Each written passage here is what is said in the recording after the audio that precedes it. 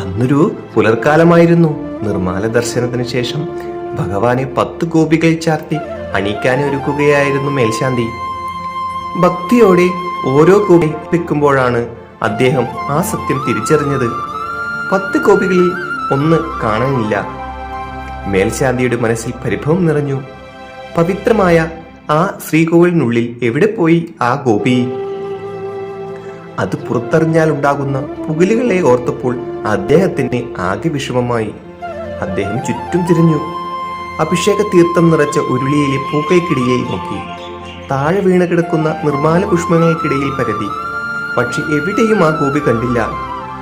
ഒടുവിൽ മറ്റ് മാർഗമില്ലാതെ സ്റ്റോക്കിലിരുന്ന മറ്റൊരു ഗോപി എടുത്ത് 10 എണ്ണം തികച്ചു.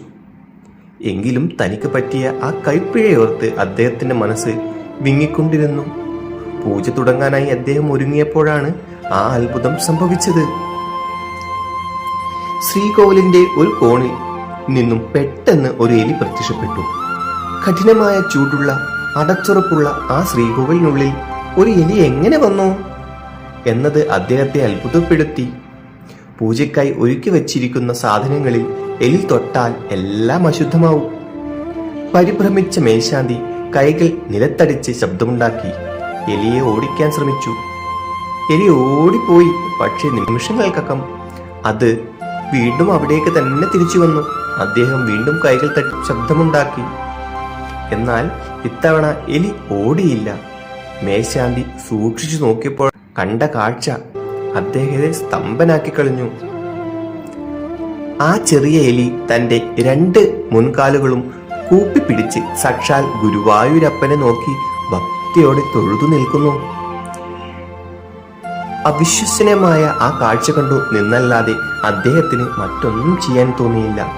പെട്ടെന്ന് എലി അവിടെ നിന്നും നീങ്ങി.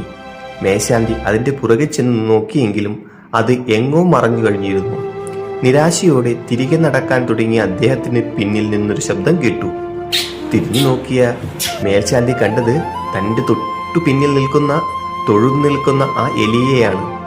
അതിന്റെ തൊട്ടടുത്ത് തിളക്കത്തോടെ താൻ ഇത്ര നേരം തിരിഞ്ഞ ആ കാണാതായ ഗോപി ഇരിക്കുന്നു.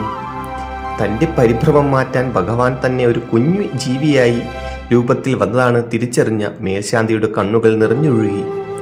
വാക്കുകൾ പുറത്തു വരാതെ ഉരയ്ക്കുന്ന കൈകളോടെ അദ്ദേഹം ഗോപി നെഞ്ചോട് ചേർത്തു.